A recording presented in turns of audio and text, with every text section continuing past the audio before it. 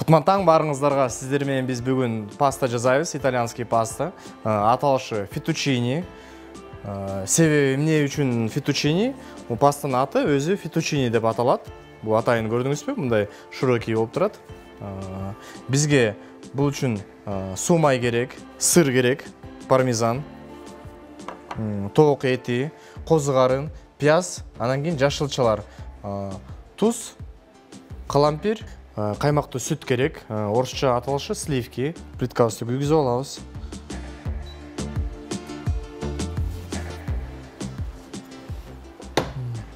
Бир аз ысыгандан кийин суу майды куябыз. Өзү тамак аябай негизи калорийный, завтрак аябай эле пайдалуу. Суу майды бирок азыраак эле куюңуз. Бизге пияз керек. Эми пиязды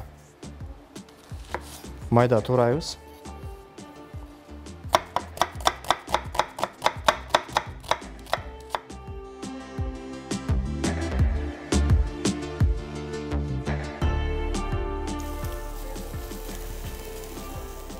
Пиязды саргайган чакта кууруйбуз. Өңү сонун болуп, мындай кызыл болуп калыш керек. Эми тооктун этин алып, ортосунан бөлүп ичкертебиз.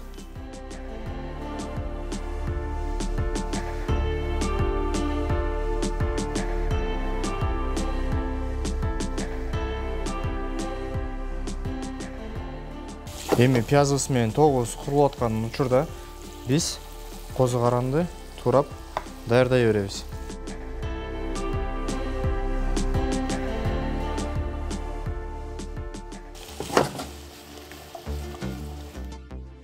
Суубузду кайнатып алдык. Эми салабыз. Камырыбызды 6-7 мүнөт бышырабыз.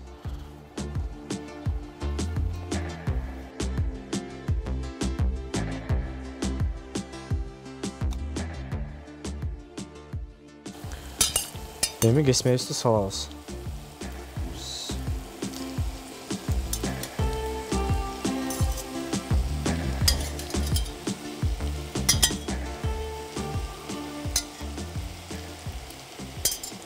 Кесмебизди салып, анан кийин бир аз суусунан куюп коебуз. Даамы жакшы болот.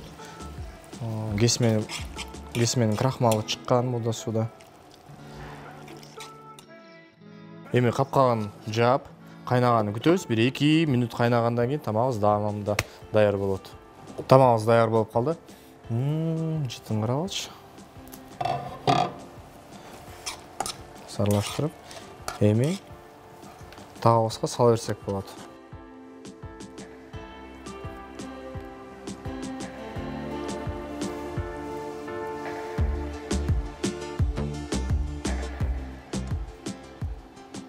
Италияда негизи пасталарды бергенде ошентип ортосун айлантып, кесмесин чыгарып коет, учтуураак кылып, анан четтерине берки азыктарды сала беришет.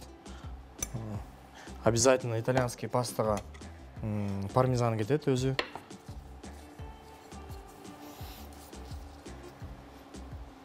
Пармезандан үстүнө себебиз, аябайбыз, анткени пармезан аябай жакшы даам берет пастабызга. Козду алабыз. Пастабыз даяр болду. Каралачы. Өтө деле көп убакыт кеткен жок. Сиз деле үйдүн шартында ушундай пастаны жасап көрүңүздөр. Тамагыңыздар даамдуу болсун.